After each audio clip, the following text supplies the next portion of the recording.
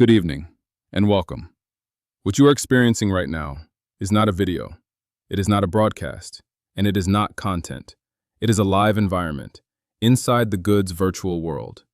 Built in collaboration with COLORSxSTUDIOS, a platform known for its discipline, its restraint, its commitment to removing everything unnecessary so that only the signal remains.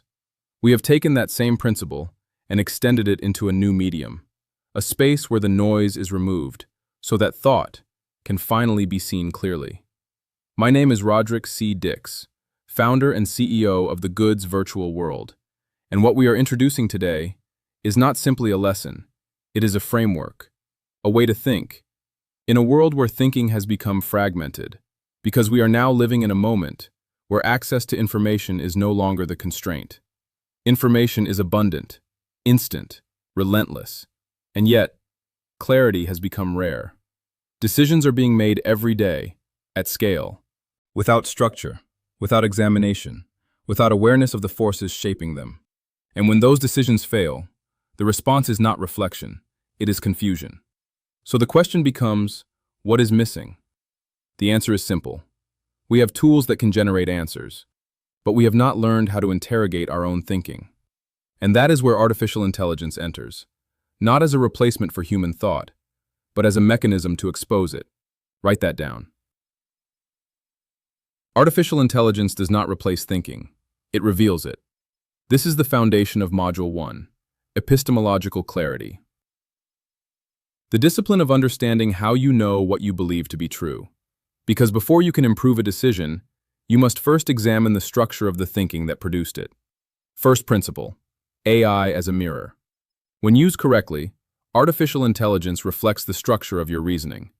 If your input lacks clarity, your output will reflect that lack. If your logic is unstable, it will not be corrected. It will be exposed. This is not a flaw. It is the function. Write this down. AI reveals the quality of your thinking. It does not improve it for you. Second principle, testing your reasoning. Every decision, every belief must be subjected to examination. You will use AI not to generate conclusions, but to interrogate them. You will ask, where are the assumptions? Where is the logic weak? What is being overlooked? And in doing so, you move from certainty to validation. Write this down. If your thinking is not tested, it is not trustworthy. Third principle, cognitive bias mapping. You will then ask a deeper question. What is influencing my thinking, and how is it distorting my perception? What you receive in return is a structured analysis, a cartographic representation of your subjective distortions, a precise map of how your internal framework is shaping your interpretation of reality.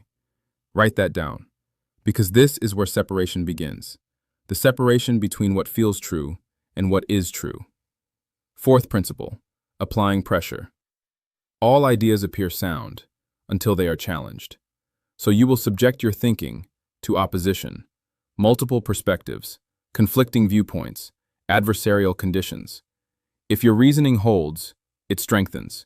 If it fails, it was never stable. And it is better to discover that here than in consequence. Write this down. Pressure reveals the integrity of thought. Final principle, the limitation. Artificial intelligence is not infallible. It is capable of presenting incorrect information with complete confidence. This is known as hallucinatory confidence, and it is where the undisciplined mind becomes vulnerable, because it mistakes articulation for accuracy. So your responsibility is clear. You verify, you validate, you cross-check. Write this down. Confidence is not truth. Now we arrive at the shift. Before this framework, most people approach AI with a single question. What should I do? After this, the question changes. What am I not seeing? And that question restructures everything. Because artificial intelligence is not here to think for you. It is here to determine whether your thinking can withstand reality. So as we move forward, do not measure the value of what you hear by how it sounds. Measure it by whether it holds. You just got the goods from the goods. Welcome to Module 1.